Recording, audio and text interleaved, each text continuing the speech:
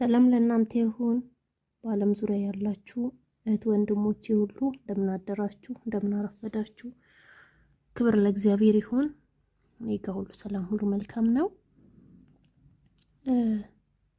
ጊዜ ካላችሁ አጭር የእግዚአብሔር ቃል ብንካፈል ደስ ይለኛል። እግዚአብሔር እንደረዳኝ መንፈስ ቅዱስ እንደገለጠልኝ መጠን የእግዚአብሔርን ቃል እንከፋፈላለን። ክብር ለአምላካችን ለእግዚአብሔር ይሁን። ያው የእግዚአብሔር ቃል ሲናገር ምን ይላል? የሚሰማኝ በእርጋታ ይቀመጣል፣ ከመከራ ስጋ ስም ያርፋል እንደሚል የእግዚአብሔርን ቃል መስማት ይሆንልን፣ በህይወታችን መተግበር መፈጸም ይሆንልን። እግዚአብሔር አምላክ ደግሞ ጸጋውን ያብዛልን፣ ይረዳናል። እኛ ለራሳችን ደካሞች ነንና ቃሉ ሲናገር እናንተ ደካሞች ወደ እኔ ኑ እኔም አሳርፋችኋለሁ እንደሚል ወደሱ በመጠጋት የወይን ግንድ ወደ ሆነው ወደሱ በመጠጋት ለምን እኛ ቅርንጫፎቹ ነን፣ ግንዱ እሱ ነው። ከሱ ጋር መጣበቅ አለብን። ከሱ ጋር ካልተጣበቅን እኛ ምንም ልናደርግ አንችልም ብቻችንን።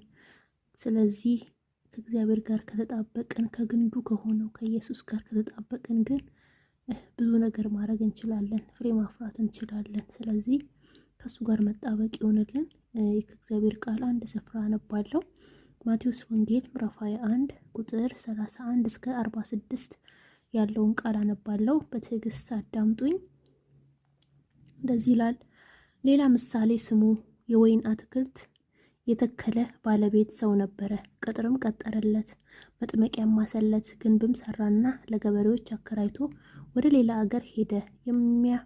የሚያፈራበትን ጊዜ ሲቀርብ ፍሬውን ሊቀበሉ ባሮችን ወደ ገበሬዎች ላከ። ገበሬዎቹም ባሮቹን ይዘው አንዱን ደበደቡት፣ አንዱን ገደሉት፣ ሌላውን ወገሩት። ደግሞ ከፊተኛው የሚበዙ ሌሎች ባሮችን ላከ። እንዲሁም አደረጉባቸው። በኋላ ግን ልጄንስ ያፍሩት ብሎ ልጁን ላከባቸው። ገበሬዎቹ ግን ልጁን ባዩ ጊዜ እርስ በርሳቸው ወራሹ ይህ ነው፣ ኑ እንግደለውና ርስቱን እናገኝ ተባባሉ። ይዘውም ከወይኑ አትክልት አወጡና ገደሉት። እንግዲህ የወይኑ አትክልት ጌታ በሚመጣ ጊዜ በእነዚህ ገበሬዎች ምን ያደርግባቸዋል? እነርሱም ክፉዎችን በክፉ ያጠፋቸዋል፣ የወይኑንም አትክልት ፍሬውን በየጊዜው ለሚያስረክቡ ለሌሎች ገበሬዎች ይሰጠዋል አሉት። ኢየሱስ እንዲህ አላቸው፣ ግንበኞች የናቁት ድንጋይ እርሱ የማዕዘን ራስ ሆነ። ይህም ከጌታ ዘንድ ሆነ፣ ለዓይኖቻችንም ድንቅ ነው የሚለውን ከቶ በመጽሐፍ አላነበባችሁምን?